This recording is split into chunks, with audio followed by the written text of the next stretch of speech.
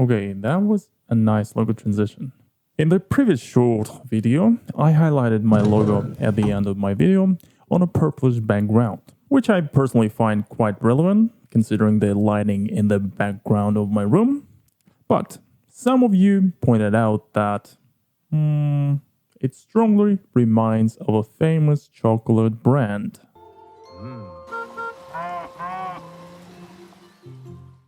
To what I only could say, no. Maybe somebody has to stop eating lots of sweet. I mean, look at my logo and then look at Milka's brand. It's completely two different vibes. Two different logos, really. I don't see any resemblance at all. Two different messages. Anyways, in today's video, there will be several tips. So fasten your seatbelt, get your notebook on your side, and prepare to take notes. If you're starting a business and have a very limited resources like your humble servant do, the easiest path is imitating brand identity of those who have leadership in the market. That might potentially give you some boost sales in the initial stages of development. If I started online sales, for instance, I could come up with something like this.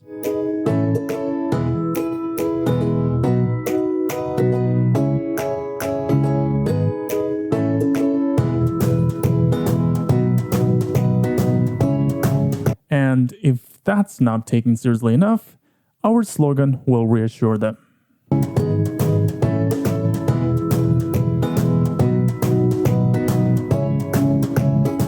Or start an automobile brand with something like this.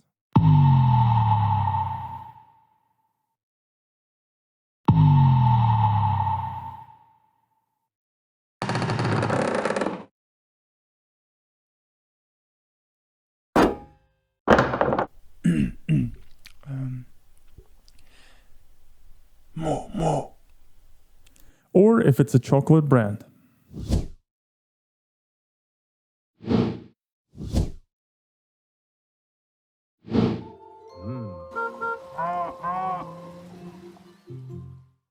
Okay, that actually might look like a bit milk after all, and I might want to consider doing some rebranding here, so I guess that leads us to tip number 1, which is the shorter the better.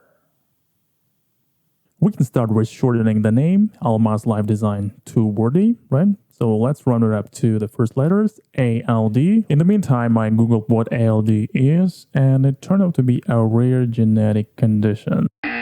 I guess we shouldn't go that far with shortening, so that leads us to tip number 2, which is to highlight the main part. So we are keeping our logo short and concise and minimalistic. Now we need to stress the strong point that our logo is making, something to highlight, which should be the essence of what you do. In my case, that's the design part, so how about L design?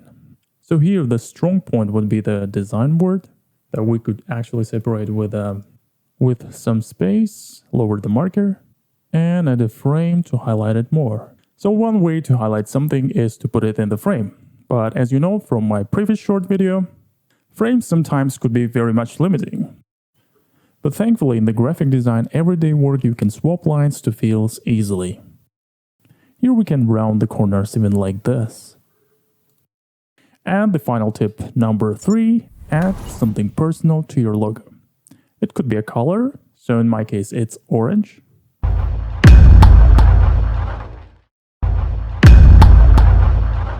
Okay, we are almost done, so let's recap. Tip number 1, the shorter the better. The more concise the logo, the more efficient it is. And tip number 2, highlight the main part. As any minimalistic logo, it should have several layers of meanings, making logo application more efficient. Tip number 3, add something personal to your logo. Your logo is your symbol, so it has to represent you. Finally, let's put the resulting logo on top of my video, like this. We probably need to adjust the contrast here and here. Okay, folks, this is it. If you like my new logo, subscribe to my Instagram and YouTube channel to not miss the next video tips on graphic design and visual communication.